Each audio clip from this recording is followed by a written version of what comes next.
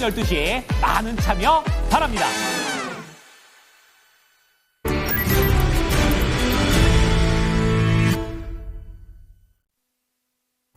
네, 오늘 이 시간 3포인트입니다. 함께 해주실 분 알파경제의 김종효 이사 모셨습니다. 어서 오세요. 네, 안녕하십니까. 예. 이렇게 개장과 그리고 또 마감을 함께 해주실 텐데 저희가 개장할 때 즈음에는 뭔가 어제는 코스닥이 불안했고 오늘 같은 경우는 반대죠. 어제는 코스피가 불안했고 오늘은 코스닥이 불안했는데 후반에는 나란히 또 강한 움직임을 보여주고 있습니다. 오늘 장을 좀 한 줄로 포인트를 잡아주신다면 어떻게 설명하시겠어요? 네, 일단 추세 복귀 이후에 완만한 상세가 이어지고 있다라고 보면 될 것 같습니다. 선물 일봉으로 여러 번 강조 드렸는데요.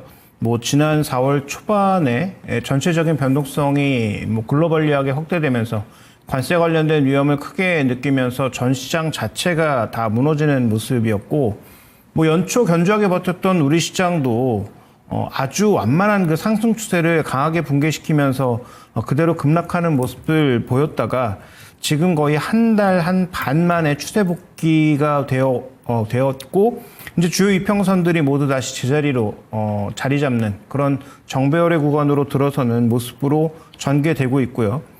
그 다음에 한 340포인트 정도를 넘어가면 외국인 수급도 바뀔 가능성이 높다. 이게 아마 현물지수 기준으로 2,550선 정도일 거예요. 그래서 이 정도를 넘어서면 외국인 현물 수급도 그동안 공매도도 하고 여러 가지 이제 비중을 줄이는 그런 추세에서 바뀔 수 있다라고 말씀을 드렸는데 실제로 지난 금요일부터 외국인들의 수급도 최소한 더 이상 매도는 아닌. 근데 아직도 전체적인 매수라고 보기는 어렵죠.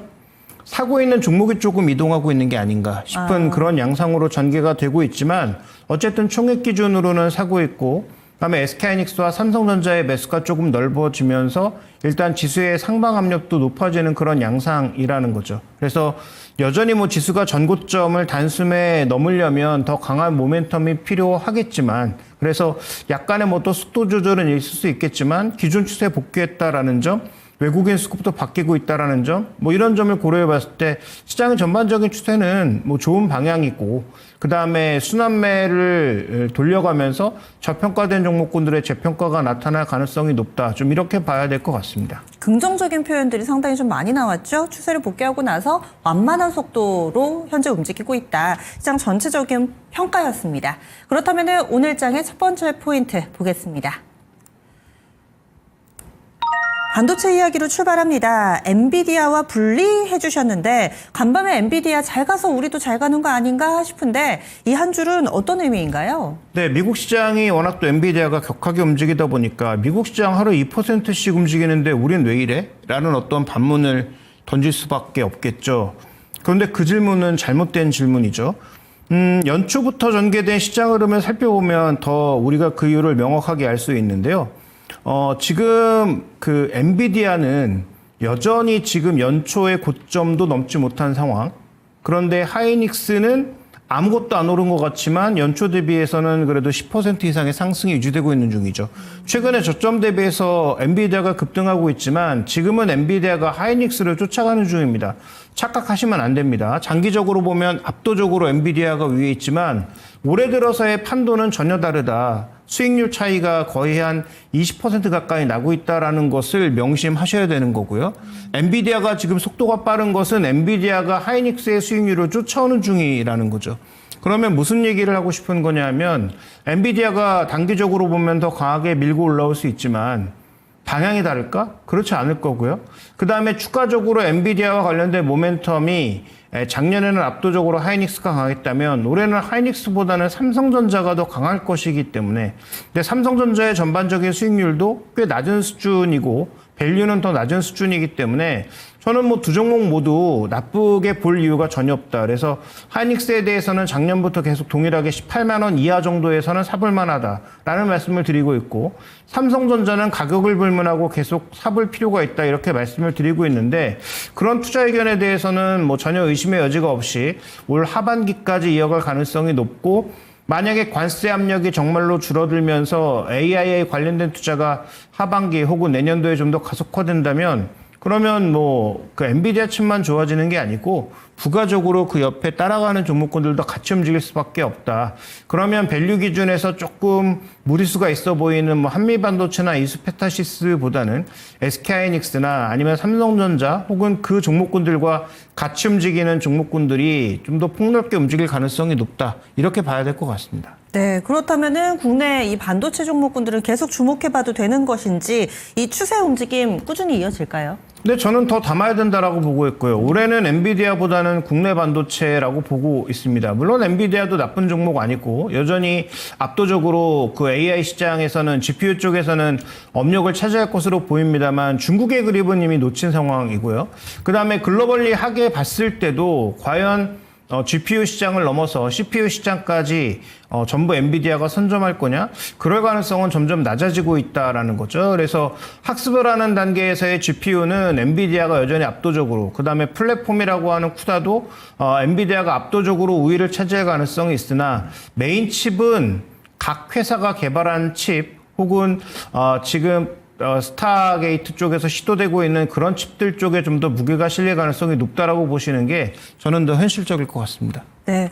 사실 반도체 좋고 AI 투자해야 되고 이런 거는 뭐 작년부터 계속 이야기를 해온 것인데 작년 말부터 약간의 좀 노이즈가 나왔던 것은 첫 번째로 독점이 깨지는 이슈, 그리고 두 번째로는 이 전 세계 빅테크 쪽에서 데이터 센터 투자를 좀 줄이는 것 아니냐, 두 가지의 우려 요인이었는데요. 이 부분이 좀 달라졌다고 봐야 되는 것인지 아니면 현재 상황을 인식한다 하더라도 지금 접근이 가능하다, 이렇게 보시는 건지요?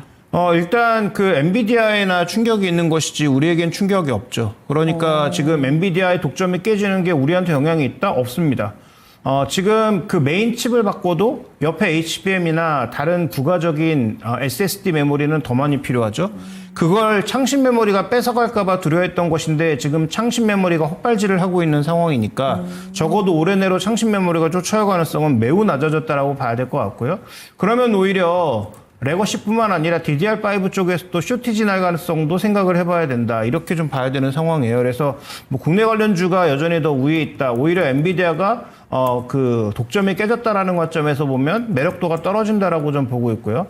다시 또 3조 달러를 넘어선 그런 시총 상황에서 추격 매수 뭐 쉽지 않을 것 같습니다. 네, 알겠습니다. 그래서 반도체 섹터 우려 요인들은 어느 정도 또 주가에 녹아났고 현재 상황 너무 좋기 때문에 더 담아야 된다라는 투자 전략까지 들어봤습니다. 다음 포인트 넘어가 보겠습니다. 다음으로는 오늘 에너지 쪽 너무 좋죠. 그 가운데서도 신재생 에너지의 상승 흐름이 굉장합니다. 태양광도 신고가, 그리고 풍력 쪽도 따라가는 모습인데 풍력은 약간 또 윗꼬리도 형성되고 있어서 과연 이쪽은 어떤 시각으로 봐야 될지 저희 아침에 개장하자마자 이 부분 짚어봤었잖아요. 그때 제가 같이 해주신 전문가분께 질문으로 하나솔루션하고 OCI 홀딩스하고 HD 현대 에너지 솔루션 중에 뭐 사야 돼요? 라고 질문을 드렸었습니다. 지금 HD 현대 에너지 솔루션 상한가에 들어가 있고요. 태양광이 일단 전반적으로 좋아서 이쪽부터 좀 질문을 드릴게요. 앞으로 어떻게 될까요? 네, 일단 핵심 포인트는 이쪽의 보조금이 과연 유지가 되느냐가 핵심 포인트였죠. 그런데 지금 아직 결정된 것은 아니지만 공화당의 하원안이 28년까지는 생산 보조금은 유지하는 방향으로 갈 가능성이 높아졌죠. 풍력은 아닙니다. 풍력은 국내 이슈로 움직이는 힘이 더 강하다라고 봐야 될 것 같고요.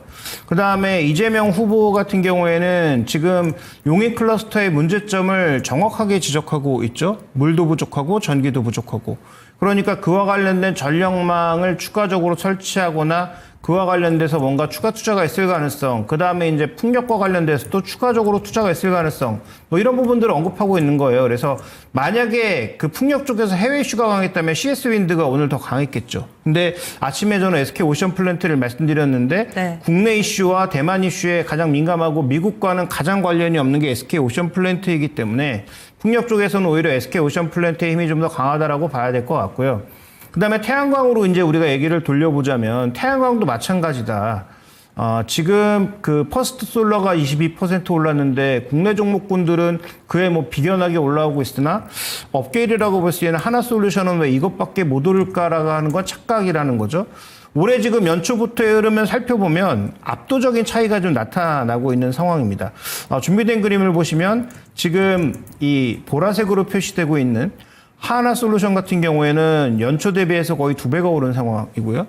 퍼스트 솔라는 올해 내내 부진하다가 지금 여전히 마이너스를 간신히 이제 메꾸고 있는 상황인 거죠. 여기 수익률 격차가 더 나고 있는 상황입니다. 그래서 작년 한 해 내내 좋았던 퍼스트 솔라는 올해 내내 부진했고 현재 태양광 쪽에 뭔가 생산 보조금이 유지될 것으로 예상되면서 우리나라 종목을 지금 이쪽이 따라가고 있는 중이고, 그다음에 하나솔루션의 미국 생산 비중이 점점 올라가면서 1분기에 괜찮았던 실적, 예상보다 괜찮았던 실적이 하반기에도 더 개선되지 않을까라는 그런 기대감이 결부되고 있는 거죠.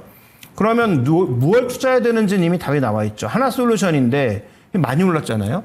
물론 과거 고점 대비해서 떨어진 거 보면 지금의 주가도 당연히 만족이 안 되고 더 올라야 된다라고 생각하시겠지만, 연초 대비해서 100% 오른 종목을 지금 구간에서 더 편입해야 된다 이렇게 말씀드리긴 어려울 것 같고요.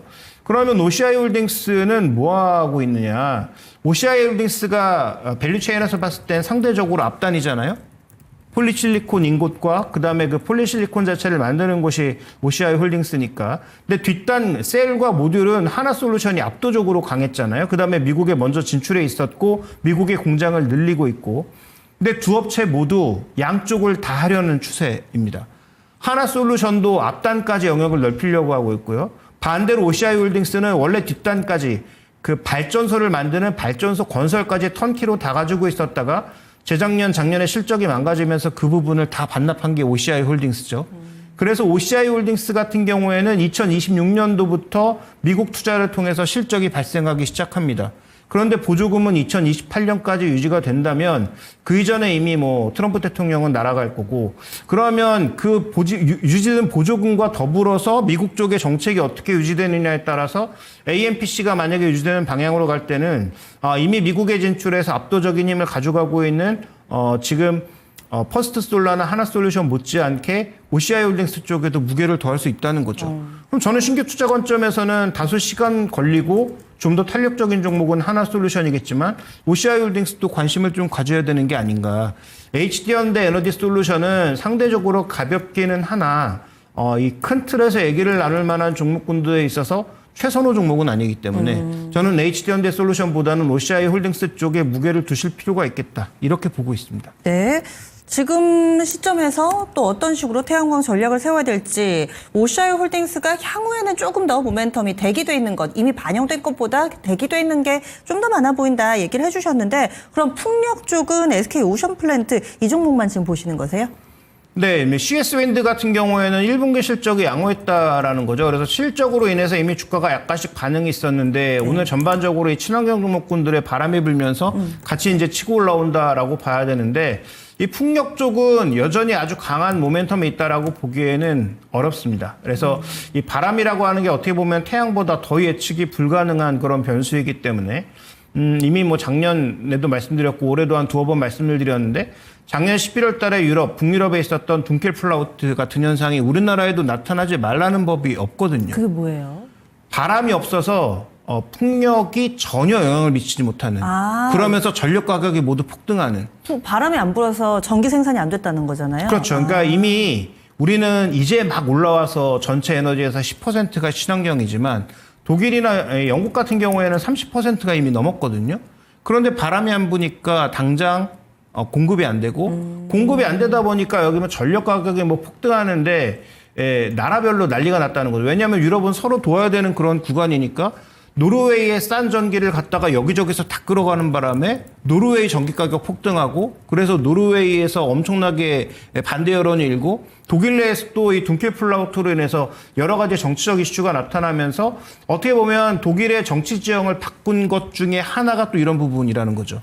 그러니까 독일의 제3당이었던 녹색당의 전반적인 지지율을 깎아먹은 것도 이런 부분이라는 거예요. 너희 말 듣고 이렇게 친환경에다가 올인했더니 바람 안 불고 그다음에 뭐 태양 안 비치면 아무것도 안 되는구나. 그러면 이거 백업이 분명히 있어야 되겠구나라고 하는 걸 방증한 거고요. 영국이 그래서 죽어있던 원전을 다시 살리려고 하는 거고, 이런 여러 가지 요소들이 나타나고 있는 거 아니겠습니까? 그래서 그런 측면에서 보면 풍력 쪽의 종목군들에 대해서는 뭐 투자 관점에서 봤을 때는 지금 대선 후보들의 정책으로 인해서 일정 부분 움직임이 있을 수 있으나 이건 또 지역 이기주의도 섞여 있다는 거죠. 예를 들어서 이제 뭐 영일만 이런 쪽에 바람이 꽤 많이 불기 때문에 이런 쪽에 많이 만들면 좋겠지만 이런 쪽도 한번 뭐 조사만 한다고 하더라도 어민들이 엄청난 반대를 한단 말이에요. 그래서 지금 이재명 후보가 얘기하는 게 거기서 나온 수익을 주민들과 좀 나누자. 지금 그걸 대안으로 얘기를 하는 거죠? 네, 근데 그렇게 한다고 하더라도 어민들의 입장에선 거기서 나오는 이익을 분배하는 것과 내 생업이 사라지는 것이 과연 등치될 수 있는가? 네, 쉽지 네. 않다는 맞아요. 거죠. 어려워요. 그래서 그런 측면에서 봤을 때 우리는 육상폭력보다는 해상폭력이 좀 더 유리할 가능성이 높은데 그 해상폭력은 아무래도 여러 가지 이 반대 요소들이 있기 때문에 그런 측면에서 이제 풍력주를 주력으로 가져가기엔 좀 어렵다라는 거죠. 다만 이제 SK 같은 경우에 오션플랜드 같은 경우에 말씀드린 게 이미 대만 쪽은 좀 확정된 부분이 있고 대만도 지금 이 전력 문제로 꽤 문제가 되고 있단 말이죠. 작년부터 언급드렸지만 올해는 TSMC 한 회사가 쓰는 대만 전체의 전력량이 16%를 넘어설 거란 말이에요. 한 회사가 전체 국가 전력의 16%, 17%를 써요. 네. 그러니까 TSMC는 스스로 해결하거나 나가서 뭘 만들거나 이렇게 해야 되는 상황인 거죠. 그래서 그런 쪽에 모멘텀이 있는 종목이 또 난데 다만 그러면 오늘 오션플랜트 쫓아 사야 되느냐. 거의 그러면 실패할 가능성이 높죠. 이런 급등이 나오는 날은 네. 여러 가지 재료가 이미 녹아있다라고 보시는 게 좋을 것 같습니다. 네. 그래서 풍력보다는 태양광 쪽에 약간 더 무게중심을 두고 보시는 것 같죠. 그리고 또 현재 위치에서 따라가는 매수는 좀 힘들다 얘기해 주시네요. 다음 마지막 포인트 넘어가겠습니다. 마지막으로는 이렇게 전체적으로 좋은데 홀로 울고 있는 알테오젠 얘기 좀 해보겠습니다. 장 초반에 알테오젠 실적 보고 나서 한 8% 정도까지 급락 나왔다가 지금은 그래도 양봉으로 낙폭이 3%까지 줄어들었습니다. 실적 전년 대비 200% 넘으면 좋은 거 아니야? 뭐 이런 생각도 드는데 시장의 장 초반의 반응은 이걸 어떻게 해석을 해야 될지 지금 만회하고 있으니까 그럼 사야 될까? 고민이 되는데요. 일단 실적부터 볼게요. 이 정도의 주가가 납득이 될 정도로 이거 안 좋은 건가요? 이 정도 실적이면? 네, 실적은 당연히 좋고요. 앞으로도 좋아질 가능성이 있는데 알테오젠 같은 종목의 핵심은 속도가 계속 가속도가 붙어야 되는데 가속도만 떨어져도 흔들릴 수 있는 거죠. 그럼 알테오젠의 가속도는 왜 떨어질까? 다 아시는 것처럼 키트루다나 아스트라제네카를 포함해서 이런 여러 가지 약들의 추가적인 제형을 바꾸는 것에 대한 모멘텀, 그러니까 여기서 개발해 놓은 이 플랫폼 자체가 계속 확대될 거라는 그런 모멘텀이 강한 거 아니겠습니까? 지금 가속도라는 말씀은 실적 상승폭 얘기하시는 거죠? 상승의 속도를 얘기하는 거죠. 그래서 단순하게 금액이 늘어나는 게 아니라 여기서는 아마 뭐 매출보다는 아마 이익의 증가 속도, 그러니까 영업이익의 증가 속도 이런 것들이 줄어들지 않거나 최소한 마진율이 아주 고마진으로 유지가 돼야 되는 상황일 텐데요. 준비된 그림을 보시면 왜 알테오젠에 대해서 헷갈려 하는지가 답이 나오는 거죠. 미국 증시가 개선되고 있지 않습니까? 머크가 신저가죠. 그 다음에 아스트라제네카 역시도 헤매고 있는 중입니다. 왜 그럴까? 이 두 회사 같은 경우에는 키트루다를 포함한 이런 글로벌에서 가장 많이 팔리고 있는 약들이 트럼프의 정책으로 인해서 수익이 줄어들지 않을까라는 위험이 나타나고 있는 거죠. 네. 그래서 일단 키트루다 같은 경우에는 아시는 것처럼 2028년인가요? 그때까지는 오리지널리티가 막혀 있는 상황이에요. 그래서 지금 이미 다 개발이 끝나 있지만 이들의 바이오시밀러가 들어오지 못하고 이들의 바이오시밀러가 들어올 때 이거는 정맥 제형이니까 그러면 피하 주사로 바꿀 수 있는 것으로 인해서 키트루다의 점유율을 잃지 않을 거다가 기본 가정이에요. 그러니까 오리지널리티가 막혔다라는 이야기인즉슨 그때까지는 특허권으로 보호가 되는데 그 이후에 풀리는 걸 얘기하시는 거죠. 그 이후에 풀리는데 네네. 더 중요한 건 뭐냐면 왜 키트루다를 개발한 머크가 알테오젠과 손을 잡은 것인가. 제형을 바꿔서 정맥 주사에서 피하 주사로 가면 더 막기가 쉬워지잖아요. 그러니까 지금 정맥 주사 계열로는 여러 가지가 개발돼 있다는 거죠. 키트루다와 똑같이 16가지 이상의 암에 다 면역 항암제로 작용하는 똑같은 약이 없겠지만 각각의 그 뭐 폐암이라 뭐 피소폐암이라 이런 쪽에 적용하는 그런 각각의 약들이 지금 여기저기서 다 준비돼서 자기가 들이밀고 있는 상황이니까 그러면 이런 것들을 만약에 허용해 주거나 똑같은 약이 아니기 때문에 허용해 주는 뭐 그런 방안이 예를 들어 생기게 된다면 키트루다는 충격을 받을 수밖에 없는 거잖아요. 네. 그러니까 트럼프 정책이 어떤 식으로 갈지는 아직은 모르는데 그러다 보니까 머크 같은 종목은 혼자 지금 지하를 파고 들어가고 있는 상황이란 말이죠. 그러면 알테오젠이 제 아무리 잘난들 가장 앞단에서 키투르다와 함께 갈 수 있는 그런 종목이 저렇게 밑에서 헤매고 있으면 과연 알테오젠은 혼자 계속 강할 수 있는가? 그러면 지금 뭐 분기별로 계속 뭔가 새로 하나씩 발표되면서 다른 약도 합니다. 이것도 합니다. 이게 계속 발표가 돼야죠. 근데 그게 언제 될지는 아무도 모르고 실제로 또 그게 될지 여부도 알 수 없는 상황이다 보니까 알테오젠은 결론적으로는 단기적으로는 조금 변동성에 노출될 수밖에 없다. 이렇게 봐야 될 것 같고요. 그러면 저가 매수는 언제 해야 되느냐? 현재 외국인들이 조금 쏟아내고 있는 거 아니에요? 오늘 코스닥 매물의 대부분이 알테오젠입니다. 그러면 적어도 외국인 매물이 멈추거나 아니면 시장에서 좀 더 반전이 있을 만한 정도의 요소를 만들어주는 게 핵심 포인트가 되겠죠. 그래서 알테오젠 잘난 것도 알겠고 좋은 것도 알겠고 앞으로 실적이 올라갈 것도 알지만 앞단에서 가장 알테오젠의 실적에 근거가 되고 있는 머크나 아스트라제네카 주가가 저렇게 계속 아래로 내리받고 있으면 알테오젠만 혼자 올라가기 쉽지 않다라고 좀 봐야 될 것 같습니다. 예, 알겠습니다. 알테오젠이 딱히 뭐 잘못한 건 없습니다. 뭐 노이즈가 나왔다거나 이런 건 아닌데 주변 환경으로 시야를 넓혀보니까 조금 더 해석이 자유롭게 되네요. 이렇게 해서 세 가지 포인트 알아봤습니다. 이사님 보내드리죠. 내일 아침에 뵙겠습니다.